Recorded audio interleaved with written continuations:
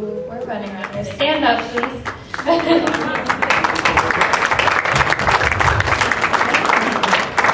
And then for Adam, our photographer back there, Stone Street Photography, we forgot to put him in our programs. And then especially to our parents who, without them, I don't know where we would both be at right now. Not one. Not one, yeah. So it just means a lot that everyone's out here tonight. Now, here's my sister.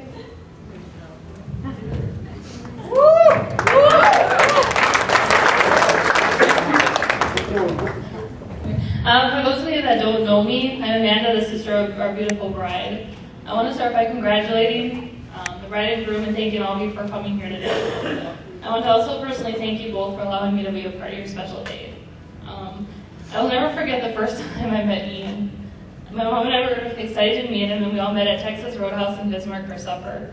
They had been dating for a while, so my mom and I were expecting them to be kind of newlyweds, holding hands, flirting, kissing each other.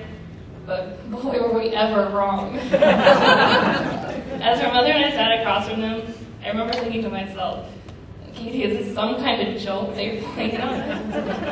Let me share with you what happened, and then you can decide for yourself. There was no holding hands, absolutely no kissing. It was more like watching a boxing match taking place in Russia. Ian would tickle Katie in her sides, followed by Katie slapping Ian across the hand, and Ian would elbow Katie on the arm. They picked on each other all night, poking each other in the ribs, stomach, then followed by a few slaps delivered to Ian's arms from our beautiful, elegant bride. We learned about Daffy that day and had a few laughs at Katie's expense. Sorry, Katie was out of love, though, if it makes you feel better. After leaving the restaurant, my mom and I found ourselves laughing and smiling. One thing stood out to both of us. My mother and I knew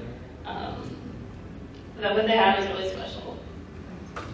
My mom and I got along with Ian since the moment that we met him, but my father, on the other hand, was another story. Just as every father is protective of his daughter, our dad was the same way. One weekend, Katie decided to come home and visit our mom and dad and thought Ian should come with to meet our father. For a full week before they came home, our dad swore up and down, no boy will be sleeping in our house that is not a part of our family. And with that, our father began washing blankets, cleaning our camper, and setting up a bed for Ian so he could have his own house for a couple nights. Now, satisfied with his efforts, Dad smiled and thought, well, that's that.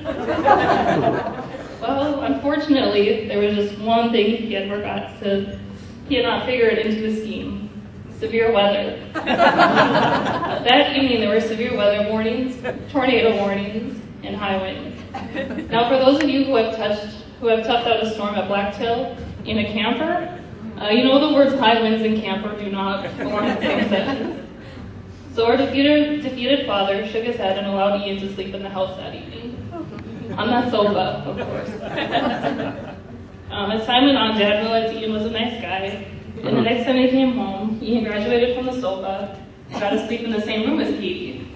Success, right? Well, kinda. You see, while Katie slept on her queen-size mattress, Ian slept on the floor, cuddled on a blanket. Maybe next time. Now Dad looks forward to Ian coming to visit and spending time together at the lake fishing. He enjoys having a conversation that does not revolve around hairstyles or what happened on The Bachelorette the previous evening. Our entire family, not just our parents and I, but our whole family, we welcome you with open arms. And we could not have been happier if we found out you guys were engaged. Katie, I still can't believe you're married. From the days of playing Barbie and dressing them in wedding gowns, to watching countless hours of wedding shows and bridezillas, we always had a laugh. Sorry. I have never seen you smile so much. You light up when you say his name, and everyone can see the love that you guys both share. Smidge?